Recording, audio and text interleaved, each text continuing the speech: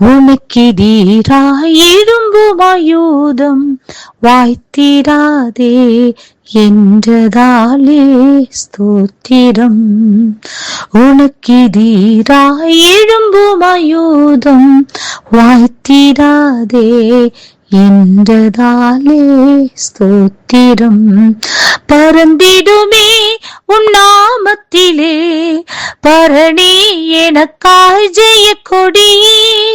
பறந்திடுமே உன் நாமத்திலே பரணி எனக்காய் ஜெய கொடியே.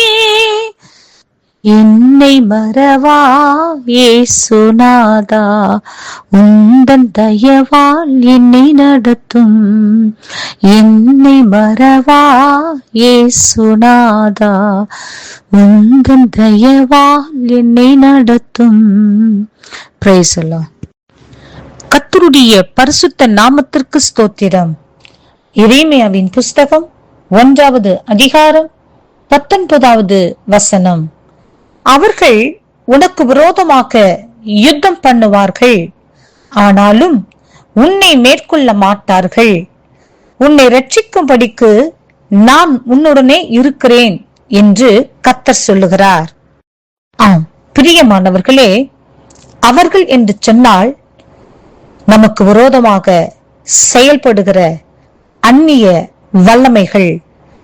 ஆம் பிரியமானவர்களே, நம் குடும்பத்தில் உள்ளவர்கள் மூலமாக கிரியை செய்கிற வல்லமைகள், ஒருவேளை நம் பிள்ளைகள் மூலமாக, கணவன் மூலமாக, மனைவி மூலமாக, நாம் வேலை செய்கிற இடத்தில் உள்ள அதிகாரிகள் மூலமாக, அங்கிருக்கிற நபர்கள் மூலமாக, நாம் படிக்கிற இடத்தில் அங்கிருக்கிற நபர்கள் மூலமாக, நாம் எந்த இடத்தில் எந்த சுற்றுப்புற சூழ்நிலைகள் இருக்கிறோமோ அங்கிருக்கிற நபர்கள் மூலமாக கிரியை செய்கிறதான பொல்லாத வல்லமைகளை தான் கர்த்தர் அவர்கள் என்று சொல்லுகிறார். ஆம் பிரியமானவர்களே, எப்படிப்பட்டதான பொல்லாத வல்லமைகளாக இருந்தாலும் உங்களுக்கு விரோதமாக எழும்பும், ஆனால் அவைகள் ஒன்றும் உங்களை மேற்கொள்ள முடியாது. ஆம், ஆண்டவர் இந்த இடத்தில் உங்களுக்கு விரோதமாக யுத்தங்கள் எழும்பும், யுத்தம் பண்ணுகிறவர்கள் எழும்புவார்கள், உங்களுக்கு விரோதமாக கிரியை செய்கிற ஆவிகள் எழும்பும் என்று இந்த இடத்தில் கூறப்பட்டிருக்கிறது. உங்களுக்கு விரோதமாக யுத்தம் வராது, உங்களுக்கு விரோதமாக ஆவிகள் கிரியை செய்யாது, உங்களுக்கு விரோதமாக எந்த ஒரு காரியமும் நடக்காது என்று சொல்லி ஆண்டவர் சொல்லவில்லை.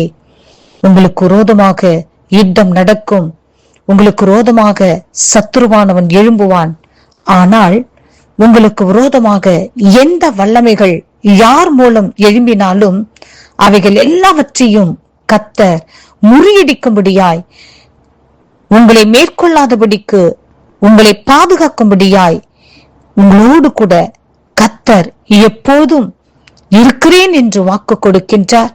சகலவற்றையும் நீங்கள் ஜெயித்து ஜெயமெடுத்து நிற்பீர்கள் என்று கர்த்தர் வாக்கு கொடுக்கின்றார்.